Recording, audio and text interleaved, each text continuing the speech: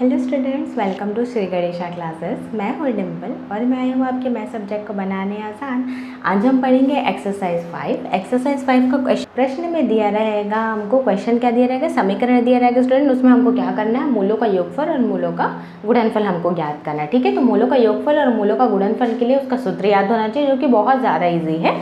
ठीक है, तो चलिए स्टार्ट करते हैं हम। यहाँ पे क्वेश्चन हमको क्या दिया, 3x² + 7x + 1 = 0, ये हमको क्वेश्चन में दिया गया है। अब हमको क्या करना है, इसकी तुलना हमको क्या करना है, मानक वर्ग समीकरण ax² + bx + c = 0 से करने पर। अब यहाँ पे इसका तुलना इसलिए कर रहे हैं, तक तुलना करेंगे तभी तो a का मान यहाँ पे क्या हो जाएगा, 3a के बदले यहाँ पे क्या रखेंगे, 3b के बदले में क्या है 7 और c के बदले में 1, और धन चिन्ह को लेके चलना है। ठीक है, धन है तो धन लिखेंगे, ऋण है तो ऋण चिन्ह लिखेंगे, उसमें ऋण चिन्ह लगाएंगे। ठीक है स्टूडेंट, लेकिन यहाँ कहीं पे भी ऋण चिन्ह नहीं है, इसलिए हम भी यहाँ पे भी कहीं भी ऋण नहीं लिखे हैं, सब धन में है। अब हमको यहाँ पे देखना है कि मूलों का योगफल का सूत्र क्या है, ऋण b बटे में f बीटा बटे अल्फा है, यह भी बोलते हैं। ठीक है, अब यहाँ पे देखिए ऋण b बटे में a यहाँ पे ये दिया हुआ है। अब यहाँ पे देखिएगा आपको याद कैसे करना है कि यहाँ पे ऋण b बटे में a आएगा। आपको ऐसे याद करना है, सबसे पहले योगफल का मतलब क्या होता है, इसको जोड़ना। ठीक है, योगफल का मतलब क्या है, जोड़ना है। तो इसका जस्ट उल्टा क्या हो जाएगा, घटाना हो जाएगा। तो इसलिए इसके सूत्र में इसका जस्ट उल्टा, इसका जस्ट अपोजिट लग रहा है, क्या करना है, इसको घटाना है, इसलिए यहाँ पे क्या आ जा रहा है, ऋण चिन्ह आ रहा है। ऐसा आपको याद रखना है। ठीक है, और ABCD बचपन में आप तो पढ़े ही थे ABCD, तो बस वही है कि B पहले आ जा रहा है और A क्या आ रहा है, बाद में आ रहा है। B ऊपर हो जा रहा है और A नीचे हो जा रहा है। तो ऐसे आपको समझना है स्टूडेंट, ऐसे समझ के याद करेंगे तो बिल्कुल भी भूलेंगे नहीं। तो हमको रटन विद्या वाला हमको काम नहीं करना है, बिल्कुल रटने वाला काम नहीं करना है। ठीक है, अब यहाँ पे देखिए बस यहाँ पे फॉर्मूला है, उसमें वैल्यू आपको पुट कर देना है। बी का यहाँ पे मान क्या दिया हुआ है, 7 दिया हुआ है, तो यहाँ पे हमने 7 लिखा। अब यहाँ पे देखिए जो ऋण चिन्ह है वो सूत्र का ऋण चिन्ह है, यहाँ ऋण चिन्ह है तो यहाँ पे हम क्या लगाएंगे, ऋण का चिन्ह लगाएंगे। अब यहाँ पे देखिए 3 जो है वो किसका मान है, a का मान है। a का मान यहाँ पे क्या है, 3 है, तो हमने भी यहाँ पे क्या रखा, 3 रखा।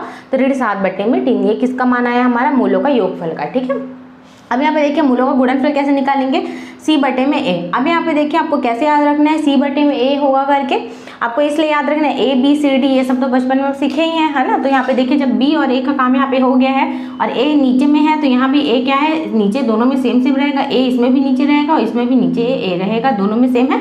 अब यहाँ पे देखिए बस यहाँ पे ये ऋण भी रहेगा, ऋण इसलिए क्योंकि यहाँ पे योगफल का बात हुआ था, धन तो धन का उल्टा ऋण, इसलिए ऋण चिन्ह।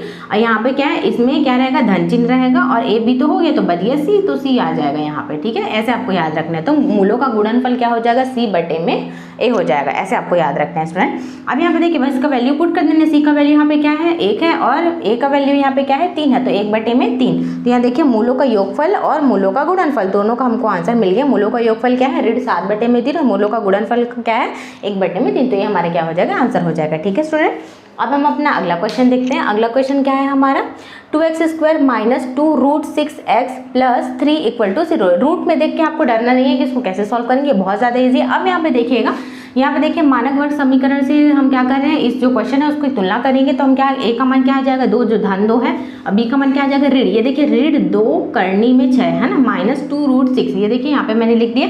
और c का वैल्यू यहाँ पे क्या है, 3 है, तो यहाँ पे मैंने क्या लिखा, c का वैल्यू 3 लिख दिया। अब यहाँ पे देखिए हमको फिर से वही फॉर्मूला लिखना है, मूलों का योगफल क्या हो जाएगा, ऋण b बटे में a हो जाएगा। अब यहाँ पे देखिए ये जो ऋण चिन्ह है वो किसका है, सूत्र का है। यहाँ पे मैंने ऋण चिन्ह लगाया, यहाँ पे अच्छे से समझिएगा स्टूडेंट, ये जो ऋण चिन्ह है ये मेरे सूत्र का ऋण चिन्ह है, और ये वाला जो ऋण चिन्ह है ये मेरे प्रश्न का ऋण चिन्ह है। ये देखिए प्रश्न में दिया है, क्वेश्चन में क्या दिया है, -2√6, तो यही -2√6 जो पूरा b का वैल्यू है, पूरा b का वैल्यू उठा के हम क्या कर रहे हैं, यहाँ लिख रहे हैं। ठीक है, अब क्या होगा, जब ब्रैकेट जो है वो ओपन होगा तो क्या होगा, ये जो ऋण चिन्ह है ये ऋण चिन्ह दोनों क्या होंगे, आपस में गुणा करेंगे तो ऋण और ऋण मिलके क्या बनाता है, धन बनाता है। इसलिए धन 2 करने में 6, ठीक है, प्लस 2√6 बचेगा, और नीचे क्या है, a का वैल्यू रख दिया। a का वैल्यू यहाँ पे क्या था, 2 था, इसलिए नीचे मैंने 2 रख दिया। ठीक है, अब हम क्या करेंगे स्टूडेंट, 2 और 2 क्या होगा, एक दूसरे से कैंसिल हो जाएगा ऊपर नीचे, तो सिर्फ क्या बचा, √6 बचा। तो ये जो √6 है वो क्या है, मूलों का योगफल है।